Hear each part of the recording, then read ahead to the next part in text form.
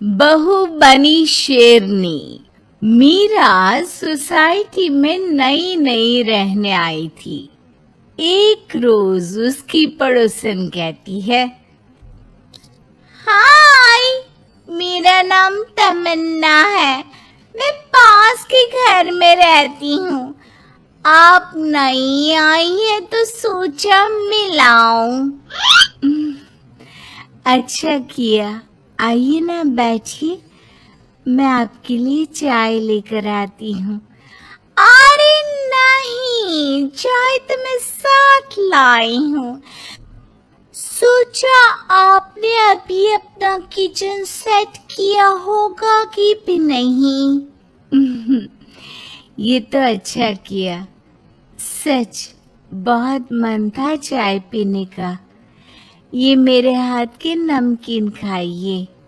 मीरा और तमन्ना में दोस्ती हो जाती है, लेकिन धीरे धीरे पता चलता है कि दोनों हैं एक दूसरे से बिल्कुल अलग। एक दिन दोनों पार्क में घूम रही थी कि एक लड़की मीरा को देखकर कहती है, कैसे रंग की साड़ी पहनी है, एक तो इतनी गर्मी, ऊपर से चटक रंग, कितनी गवार दिख रही है ना ये पीली साड़ी वाली। हाँ, और बाल भी कैसे उड़े उड़े हैं। तमन्ना को गुस्सा आ जाता है। हाँ, तो उसके उड़े हैं ना, तुम लोगों को क्यों जलन हो रही है?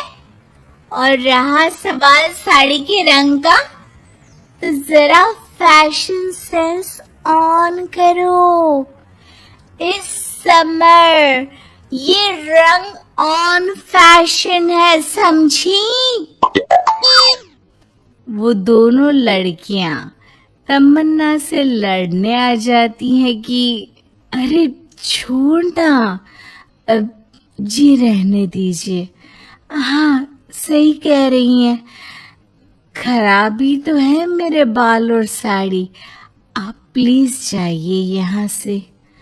अरे क्यों इतना स्वीट बनती है तू सबसे? हर किसी को जवाब दिया करना। अरे क्या करना है, वो बुरा बोल रहे हैं तो अपना मुंह भी खराब कर ले क्या?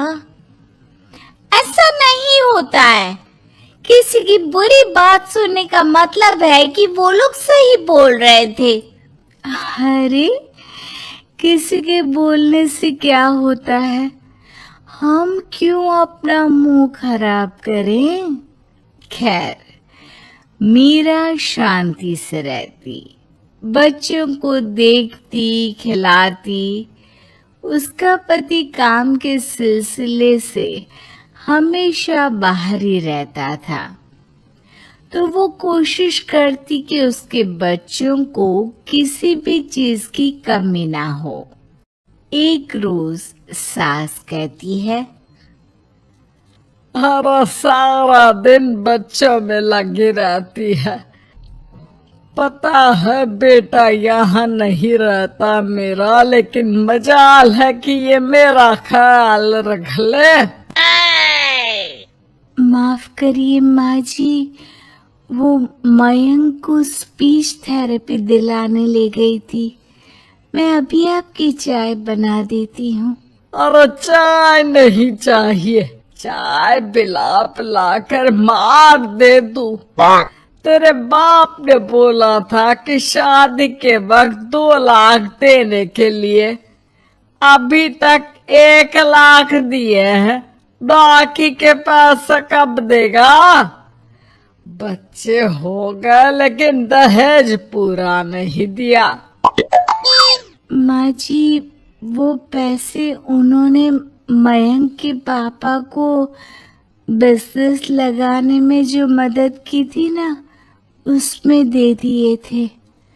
अरे वाह जी वाह, उसमें तो देना ही पड़ेगा ना, वो तो अलग से पैसे थे। तू रोज खाती है पीती है, उसके पैसे कहाँ से आएंगे? और ये तेरे बच्चे। तभी मीरा को गुस्सा आ जाता है। वो सास को आंख दिखाती है और सास कुछ सोचकर वहां से निकल जाती है। तभी वहां मीरा की दोस्त आ जाती है। क्या कह रही थी? कौन से पैसे ले लिए तेरे पापा ने? मीरा मुस्कुरा देती है। अरे वो पुराने लोग हैं ना, अपने तरीके से सोचते समझते हैं, छोड़ ना। और बता कैसे आना हुआ? अरे तेरा कुछ नहीं हो सकता। मेरी सास होती ना तो ऐसा मुंह तोड़ जवाब देती कि देखती रह जाती। मीरा मुस्कुरा देती है। मीरा सारा दिन घर का काम करती, शाम को तमन्ना के साथ अपने बच्चों को लेकर पार्क में जाती, जहां दोनों के बच्चे मिलजुल कर खेलते। अच्छा तमन्ना, मैं कुछ दिन बिजी रहूंगी। हस्बैंड आ रहे हैं ना, तो अगर मैं ना आ सकूं तो तुम आ जाना बिना कुछ सोचे। मीरा घर आ जाती है जहां पति पहले से ही मौजूद होता है। तो मोहतरमा, वक्त मिल गया पति के लिए? अरे आप तो कल आने वाले थे ना? हाँ, लेकिन सरप्राइज देने की सोचा तुमको। कहाँ गए थे बच्चों के साथ? अरे बस पार्क तक गई थी बच्चों को खिलाने के लिए। वैसे अगर आपने सरप्राइज नहीं दिया होता तो मैं कुछ स्पेशल बनाती आपके लिए। अरे तुम्हारे हाथ की तो सिंपल दाल भी स्पेशल होती है। कुछ भी बना लो मीरा। मीरा का पति उससे बहुत प्यार करता था, वो उसे समझता था, लेकिन कभी कभी उस पर गुस्सा भी हो जाता था। अरे घर पर कोई है?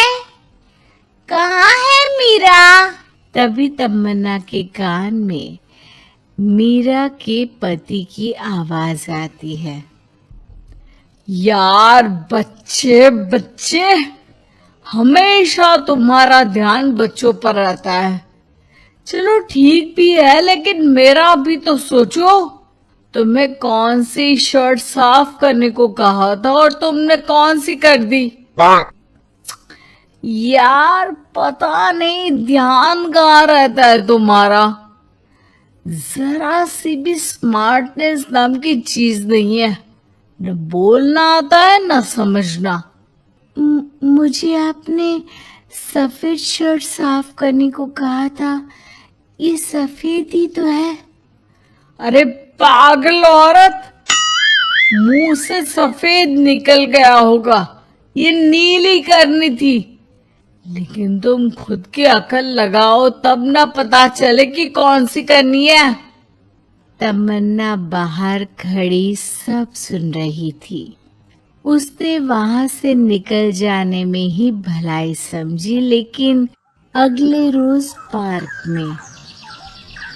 देखो, मुझे गलत मत समझना, मैं ये नहीं कह रही हूँ कि तुम अपने पति से लड़ो या उसका मुंह तोड़ दो, लेकिन अपनी बात रखना तो सीखो। जमाना ऐसा नहीं है कि कोई किसी को कुछ भी सुना दे और अगला चुप रहे। चुप रहना ठीक है, लेकिन एक लेवल तक। मैं समझ रही हूँ तमन्ना, लेकिन मेरा नेचर कभी रहा ही नहीं। हाँ, मुझे भी गुस्सा आ जाता है, लगता है गलती कहाँ है, पर समझ में ही नहीं आता कि बोलूं क्या। खैर, बात आई गई हो जाती है। एक दिन मीरा के घर में बैठ तमन्ना और मीरा चाय पी रहे होते हैं कि वहां मीरा का बेटा रोते हुए आता है।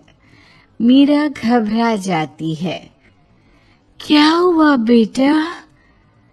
बेटे का रो रो कर बुरा हाल होता है।